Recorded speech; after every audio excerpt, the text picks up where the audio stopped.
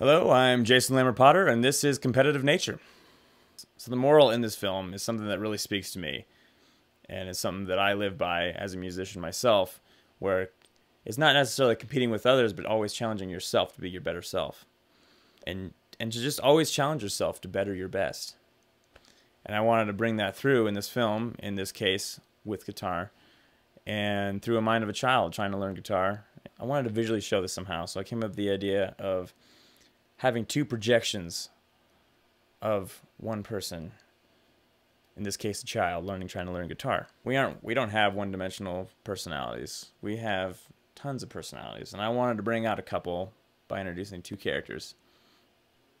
And I wanted to really show kind of a difference between the two, you know, by the guitars they're playing, the clothes they're wearing, the way they act. You know, you got the electric guy who's kind of cocky, he's animated, whereas the acoustic guy a little more reserved and easily annoyed, obviously. I wanted the wardrobe to kind of reflect this. What they're wearing different colors, kind of reflecting maybe a little of their personality. But the style of clothing, the simplicity of it, is the same. So, kind of a little segue.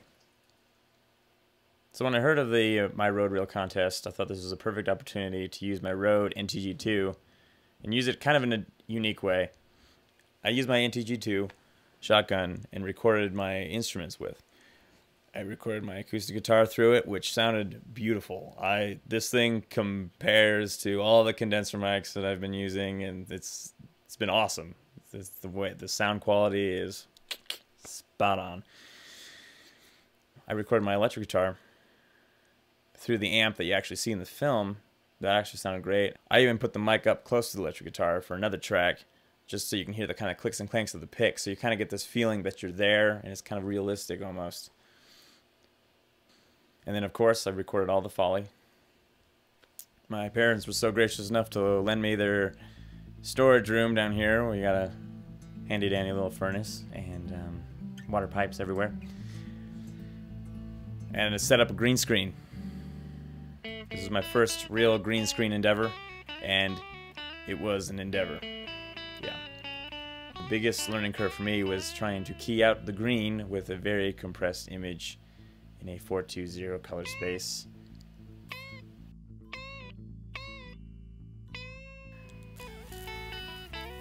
Yeah. The pre-production was a beast of its own because I wanted to record all the audio beforehand, before I even started filming, so I could lay down and kind of get a feel for how the story was going to go and kind of the overall length, which, let's be honest, I was cutting it pretty close. But in the end, it really saved me a lot of time, so I could just kind of film to what I had recorded. You know, thankfully with a lot of help from friends and family, got some cool shots.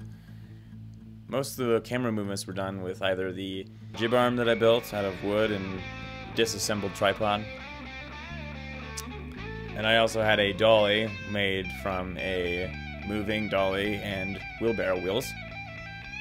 And then all the rack focuses done in the film were actually really done. The hardest part about making this film was trying to keep the space consistent and knowing where everything was.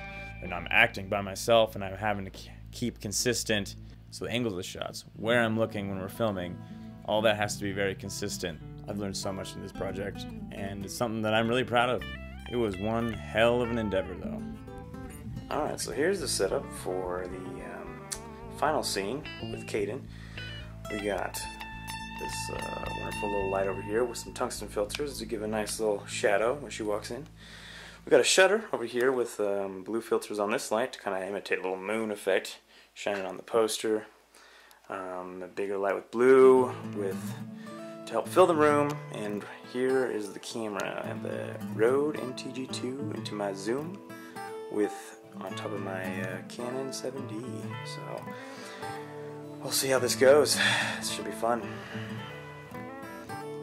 150 shots taken, weeks of prep, hours of late nights, and some good laughs. This is a story that really speaks to me, and it's something that I've been wanting to make for a while, and this has been the perfect opportunity to do so. I hope other people, I hope people watch it and get inspired, and if not, at least just enjoy it.